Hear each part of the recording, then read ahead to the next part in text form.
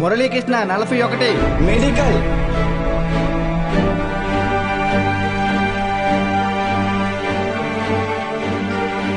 Suresh 59 medical. Bhargavi 9 medical.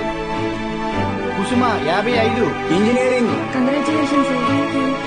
Ananthalakshmi 43 medical. N Rambabu 29 engineering. M Venkatalakshmi 30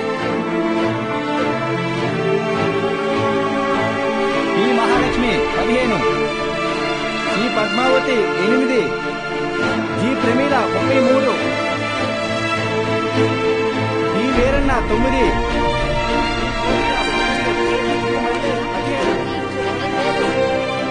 అంటే 45 top ranks sir. 46. అదేంటి sir, మొత్తం కలిపి 45 కదా సార్? ఇంకో ఆల్ టికెట్ ఉంది. ఏఎస్ మూర్తి 1వ ర్యాంక్. ఎవరై ఉంటారు? ఏఎస్ మూర్తి ఎవరు? ఏఎస్ మూర్తి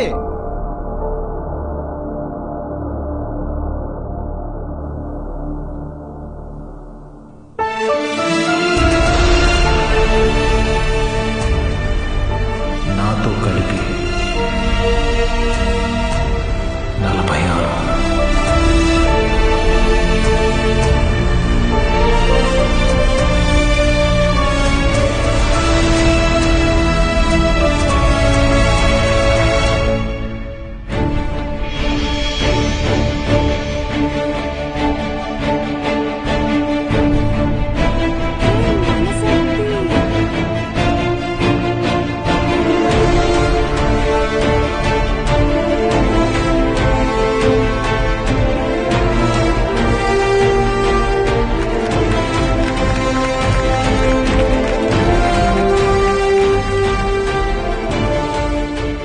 సార్ ఇవన్నీ మీకేమని చెప్పారు? సతీ, నీ పూర్తి పేరు చెప్పు. అన్నవరం సత్యనారాయణమూర్తి. చాలా పెద్ద పేరురా.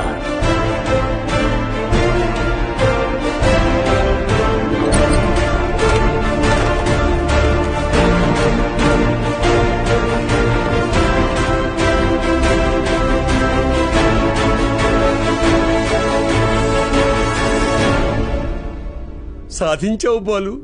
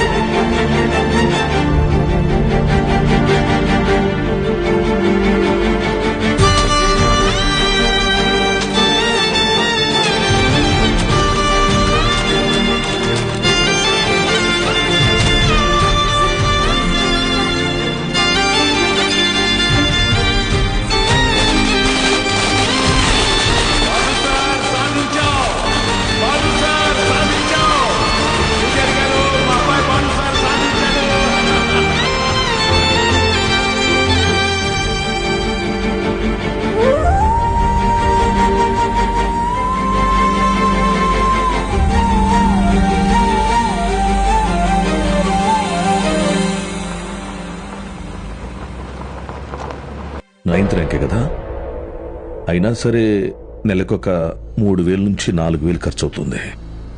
మీ నెల జీతం 900 అనుకుంటా కదా? అవునయ్యా. భయపడద్దు, అప్పు చేయక్కర్లేదు. మీ అబ్బాయి చదువు పూర్తయ్యేంత వరకు ఫీజు బాధ్యత నాది. పై చదువులకు అమెరికా పంపిస్తాను. అమలాపురంలో సబ్ ఇన్స్పెక్టర్ గా పోస్టింగ్ ఇప్పిస్తాను. మీ అమ్మగారితో టౌన్ లో హోటల్ పెట్టేస్తాను. నువ్వు చేయాల్సిందల్లా ఒక్కటే, నీకొచ్చిన మార్కులు త్రిపాఠి ఇన్స్టిట్యూషన్స్ లో చదవటంలో వచ్చాయని చెప్పాలి. నువ్వు మా కాలేజీలో షార్ట్ టర్మ్ క్రాష్ కోర్స్ తీసుకున్నట్టు ఈ అగ్రిమెంట్ మీద సైన్ చేయాలి. మీ అమ్మ నాన్న పోగొట్టుకున్న పొలం ఇక మీదట మీదే. ZPTC chairman post, anonymous.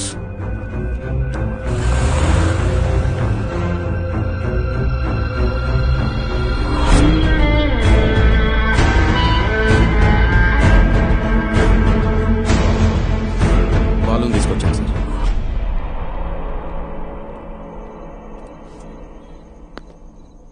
నీ స్టూడెంట్స్ సంతకాలు చేసి ఇచ్చారు నాకు. మీ ఈ ర్యాంకుల కారణం ఎవరని నిద్రలేపడిగిన త్రిపాఠి అనే చెప్తారా? పబ్లిక్ లో పొరపాటుని పేరు తలిచిన ఒక్కరికి కూడా ఫ్యూచర్ లేకుండా చేస్తాను. అర్థమైందా? ఆ రోజు దట్ అసెంబ్లీ డే నీ ముఖం కూడా నేను సరిగ్గా గమనించేది. ఎక్కడో దూరంగా ఉన్నావు కదా, ఇంత చిన్నగా ఉన్నావు. వచ్చి నన్నే ఊడిద్దాం అనుకున్నావా? త్రిపాఠి సార్, చాలా రోజుల క్రితం మీరు నాతో అన్నారు, 0 fees 0 education, more fees more education అని. ఆ బోర్డులో ఉన్న స్టూడెంట్స్ ఎవ్వరికి వేలకి వేలు ఫీజు కట్టడం వల్ల ఈ ర్యాంకులు రాలేదు. మీరు వాళ్ళకి లక్షల లక్షల డబ్బులు ఆశ చూపించి వాళ్ళ ర్యాంకుల్ని, వాళ్ళ గెలుపుని కొన్నారు. ఇది కూడా ఒక గెలుపేనా?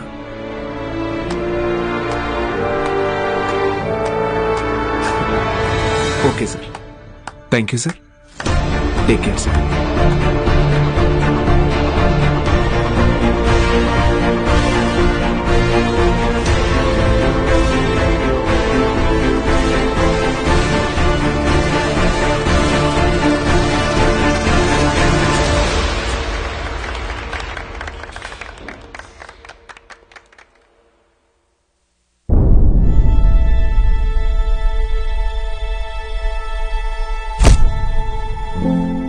ఏ మనిషి అయితే మిమ్మల్ని నమ్మలేదో ఈరోజు ఆ మనిషే మీ ఇంటి ముందుకొచ్చి మిమ్మల్ని తన ఇన్స్టిట్యూట్కి బ్రాండ్ అంబాసిడర్ అవ్వమని బతిమాలుతున్నాడు. ఏదే బూస్ట్కి సచిన్ ఉన్నట్టు. ఇది కదా నేను మీకు దక్కాలనుకున్న రెస్పెక్ట్. వచ్చింది. సూపర్. సంతకాలు పెట్టండి. కాంట్రాక్ట్ మీద సంతకాలు పెట్టండి. చదువు అనేది వ్యాపారంగా మారి చాలా కాలమైంది. ఫ్యూచర్లో ఇది ఇంకా పెద్ద వ్యాపారం అవుతుంది. ఈరోజు ఇంటర్ ఫస్ట్ ఇయర్, సెకండ్ ఇయర్కి వసూలు చేసే ఫీజుల కంటే ఎక్కువ ఫీజులు ఎల్కేజీ, యూకేజీ క్లాసులకి వసూలు చేసే రోజులు వస్తాయి. మన కంటికి కనపడేది త్రిపాఠి ఒక్కడే, కానీ తనలాంటి వాళ్ళు ఈ దేశంలో చాలా మంది ఉన్నారు. మీ చదువుకి ఖర్చయ్యే ప్రతి రూపాయి త్రిపాఠి జేబులో నుంచే రానివ్వండి. మీ ఇంట్లో వాళ్ళకి ఇస్తానన్నవన్నీ ఇవ్వనివ్వండి. పై చదువులు చదివిస్తాడా? చదవండి. తన అహంకారాన్ని వాడుకొని మీరు ఎదగండి. మంచి పొజిషన్కి వెళ్ళండి. బాగా సెటిల్ అవ్వండి. అప్పుడు చదువుని కొనలేని వాళ్ళకి చదువుని పంచండి. మీలాగా వాళ్ళని గెలిపించండి. 46 మంది ఉన్నారు. మీరు తలుచుకుంటే ఎంతో మంది జీవితాల్ని మార్చగలరు. వచ్చి ఆ కాంట్రాక్ట్స్ మీద సంతకాలు పెట్టండి.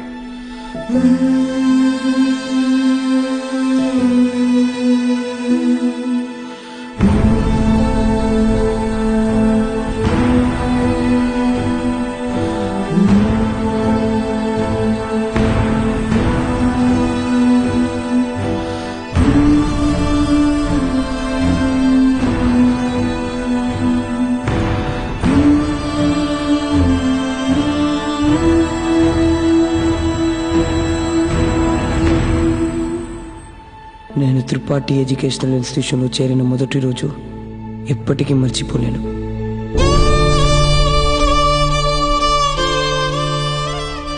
లెక్చరర్స్ అంతా నాకు ఎంతో అంటగా నిలబడి నన్ను ప్రోత్సహించారు.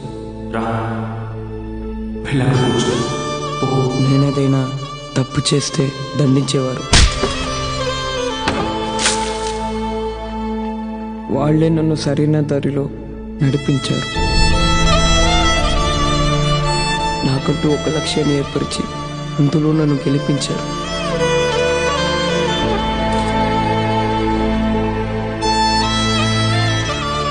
నాకు అమ్మ నాన్న లేరు. త్రిపాఠి ఎడ్యుకేషనల్ ఇన్స్టిట్యూషనే నా ఫ్యామిలీ. అక్కడికి అందరూ అమ్మ నాన్నలతో వస్తారు. నాకెవరూ లేరుగా, ఆయన వస్తారేమో అడుగుతారా?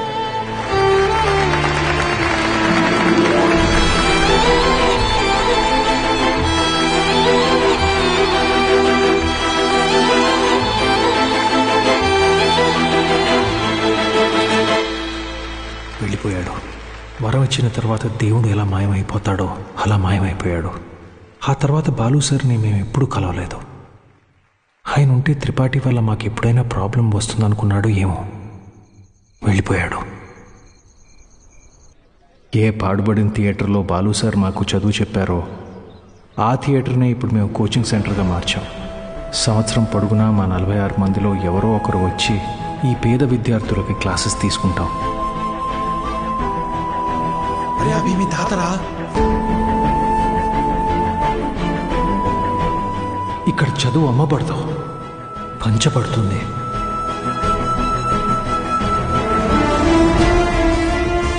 ఇదే మా బాలు సార్కి మేము ఇచ్చే గురుదక్షిణ.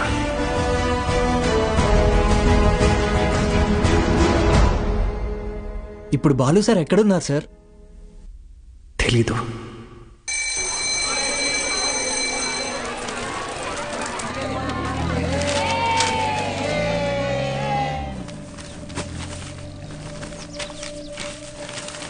அண்ணா ஒரு பண்ணு கொடுங்கண்ணா.